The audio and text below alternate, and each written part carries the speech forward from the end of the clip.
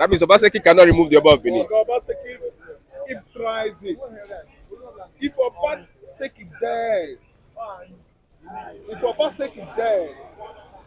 Benin Kingdom, I'm not supporting ritual.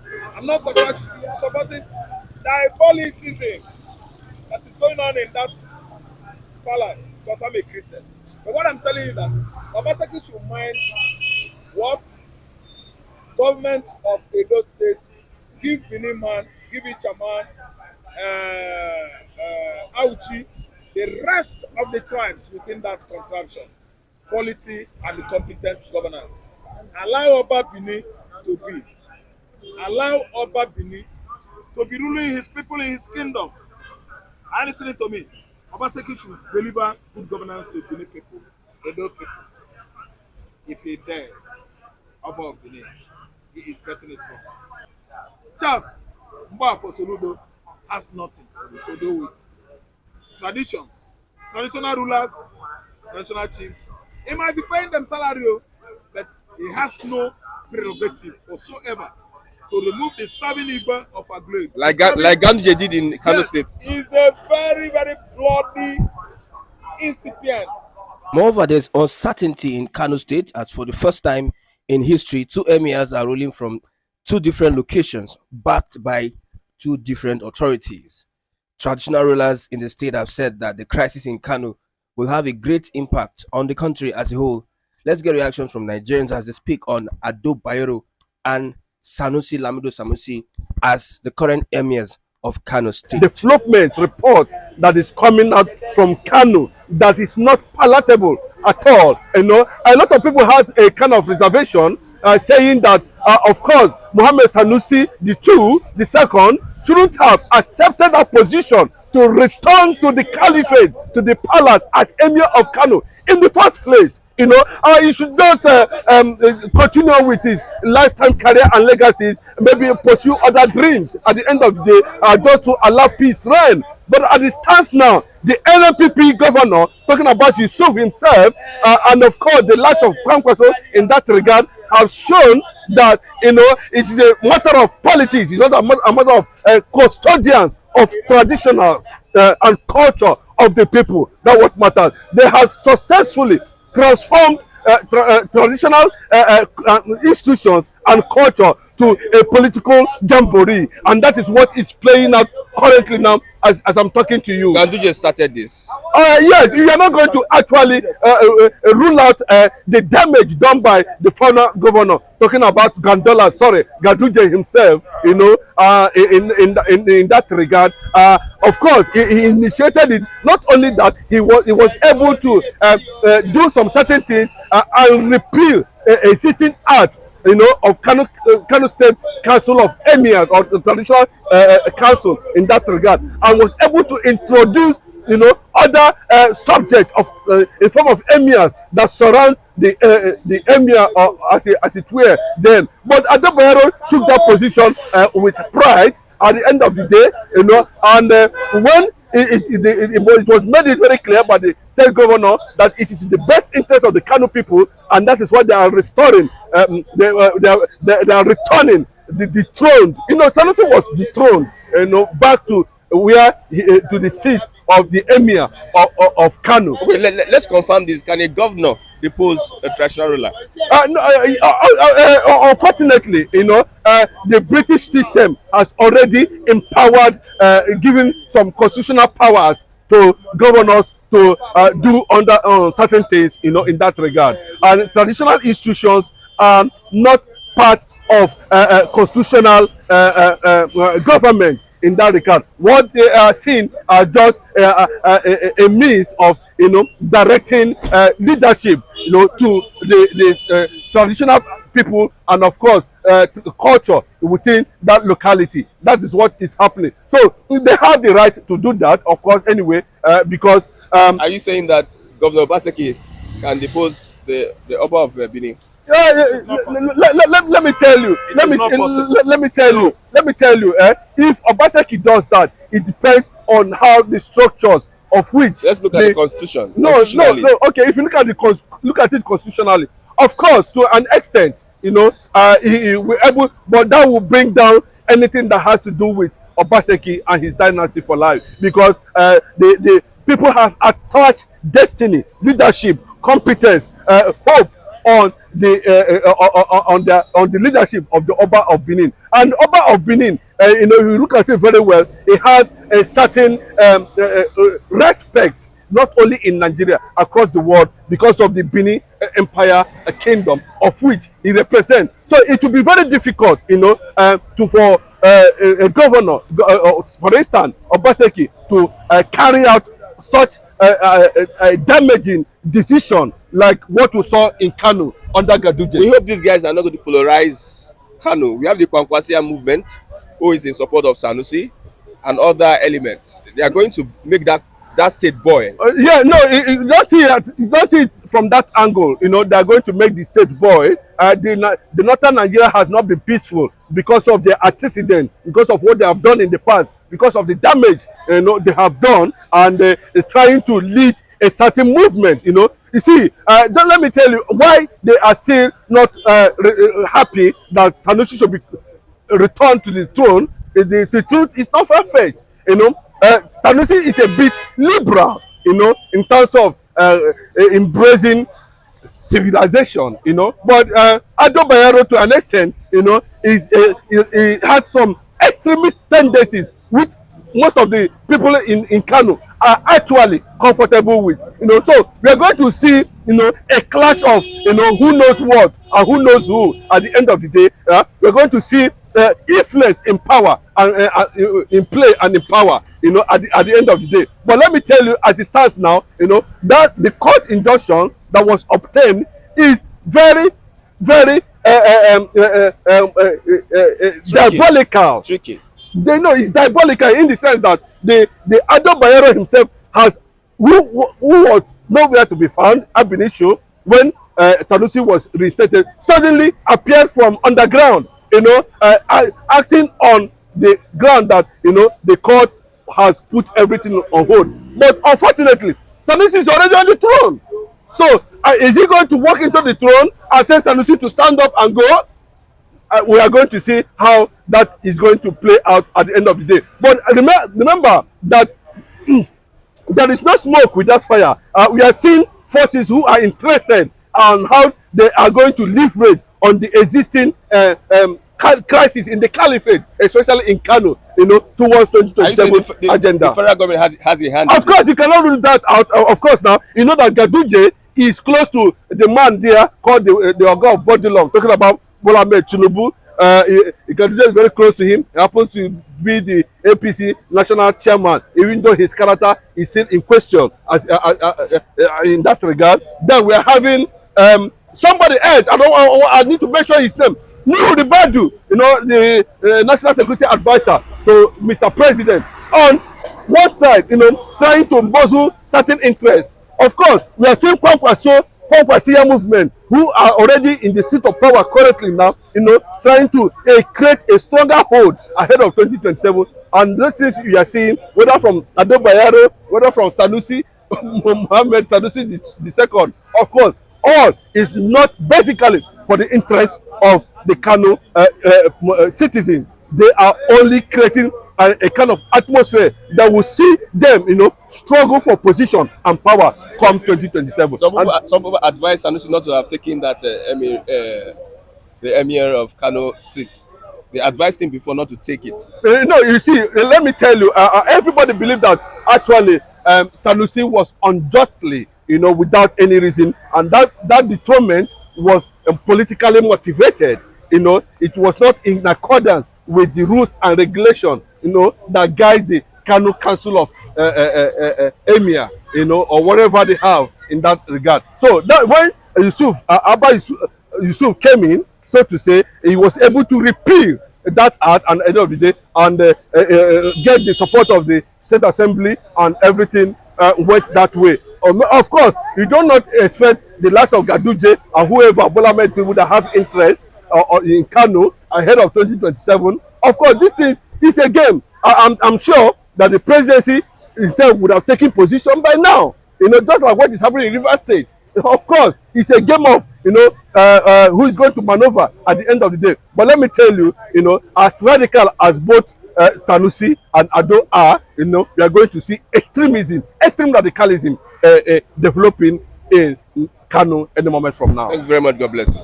These names, you see the Dasukis, the what do you call this man? Sanusi. Talk about Bayero, the Bayeros. They talk about the Masidos. This is not looking good. Abacha was the one that started this government interference with. Abacha. Yes. Oh, you don't know? Ade Bayero. See, Masido was either removed or put by Abacha during the Abacha era. No, the interference in Emiracy, Kano Emiracy started from Abacha. So what we saw in recent time was when Ganduje, Ganduje. eh? Not Gandola. Not Gandola, removed Sanusi Lamido. Why? Because Lamido Sanusi was saying the truth. He was blaming the elites. He was blaming the Gandujes. He was blaming the Kwankwasos. Many of them, the elites in the north, Kano State, to stop building mosque and start what? Building tertiary institutions of higher learning, so that they will bring those youths, the Almajiris, to Western education, so that they will start to rethink. It's not about begging. After giving birth to a child, you gave him a small plate or plastic to beg from Kano State to N'Djamena. It is wrong. So Sanusi came out and said, instead of doing this, build rehab centers whereby people of lower minds will be rehabilitated into thinking higher. Build school whereby the poorly educated Almajiris will be sent to schools to learn, to be physically sound, to be mentally sound. I don't know what I understand. To grab Western education. You are building mosque, you allow Almajiri to beg with plate from Sokoto to Dahami, Cotonou. It is not. This is era of computer.com era. Northern elites are still bent on what? Arabic education, only Arab. When you are speaking Arab, who is hearing you?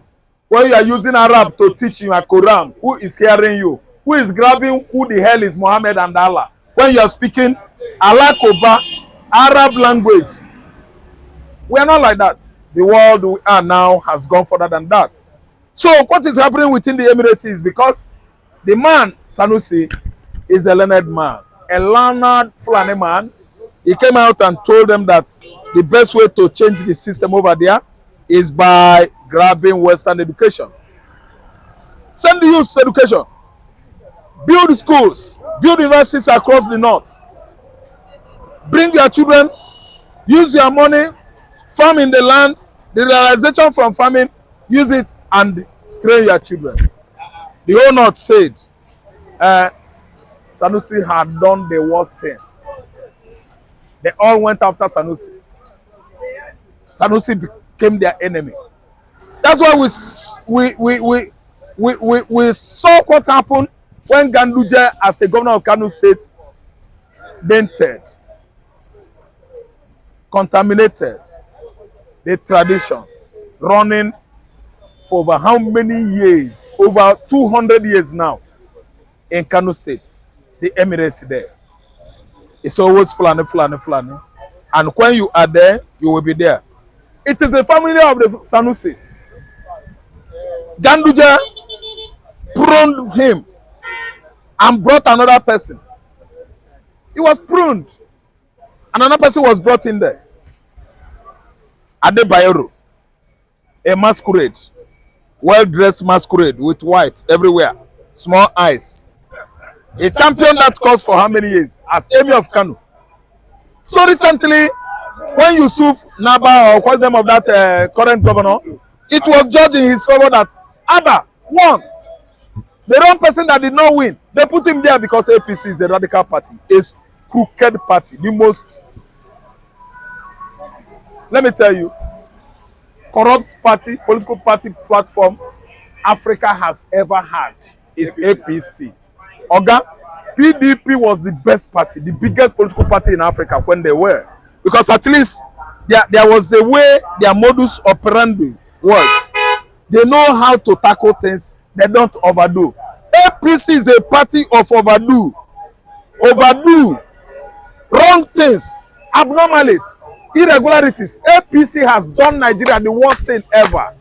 No party is as worse, as ugly as APC. APC killed the farmers using Fulani herdsmen. APC killed Christians in the northern Kaduna, southern Kaduna, Zamfara, Katsina, Kano State using bandits and the Fulani terrorists called herdsmen. Okay, listen. APC soiled Kano Emiracy, and they featured the wrong person that shouldn't be there. The person that championed it is Ganduje. Ganduje has a new governor has come, and they brought what? Serenity, harmony back, tranquility to Kano Emiracy. Sanusi is in charge. Abdul Bayero is going back. Emir of Kano. Abdul Bayero should pack all his Ngongo loads. Eh? If he's from Senegal, I don't know, because he's a Fulani man. They don't have permanent home. He's a nomad, he's a wanderer, he's a loafer. They wander from place to place. Adebayero doesn't have base, no home, no community. He's a nomad, a nomadic man. They wander from place to place. I'm not trying to paint Sanusi yellow or white. He's a fellow Fulani to him. So wherever Adebayero fits settle now, he should go there. Because he has stepped on toes used by Ganduje. See, listen good. A traditional man is a traditional man. Leave him and his tradition. A Christian is a Christian. Allow him to embrace Christ. Are you listening to me? You cannot just come and say, I'm an imam or I'm a lofa. I'm an extremist. I try to champion the cause of Mohammedanism. No. Allow people to be. Allow Christians to be. Allow traditional rulers to be. When you come with your Fulani, whatever, with Ottoman and Fodio, you are telling the whole north that you are Ejechogo, the highest. Oga, allow the dead to bury their own dead. So with what's happening now, I don't bloody care that they reinstated Sanusi. I don't bloody care. I don't care that they removed Adebayero. My name is Raf. I'm a Christian. I am for Biafra. I am for what? The Jews. I asked them to change this question. Does it mean that a governor can remove a traditional ruler? It is not. Presidential system of government, the president, the ministers, the House of Rep, the lawmakers, which are the congressmen in America, in Nigeria here, senator, Ndochi. Then you have Rep, the Ola, the lower chamber. The governors are there, the local government, chairman, and the councillors, they are there. Okay? There's never a time a traditional ruler is involved in the presidential system. Within the umbrella of the presidential system, Mr. President is number one. Number three is the House of what? Senate. National House of Assembly, the Senate President, number three. Followed by an appointed man, Chatima, Vice President. Yemi Ochibanjo, Ndulu, Ajam Madi, during Buhari regime. There is no Sanusi, there is no Emir there, there is no Sultana there, Obano there, Obi is not there, Obi of Onitsha is not there. Eze, Igba, they are not there. African tradition is African tradition. That Emiracy you say, it has to do with Islam. Fulani knows how about it. Are you listening to what I'm saying? So, a governor in Kano State should mind his government. Make sure that the state called Kano State, you give them, he should give them good governance, competent one, healthy governance. It has nothing to do with Emir. The Emir should mind his goddamn Arabic things, Islamic things. Nothing concerned the governor with the Emirs. That means Obaseki cannot remove the Oba of Benin. Obaseki, if tries it, if Obaseki dies, if Obaseki dies, Benin Kingdom, I'm not supporting ritual, I'm not supporting diabolicism that is going on in that palace because I'm a Christian. But what I'm telling you that Obaseki should mind what government of Edo State give Benin man, give each a man, Auchi, the rest of the tribes within that contraption, quality and competent governance. Allow Oba Bini to be. Allow Oba Bini to be ruling his people in his kingdom.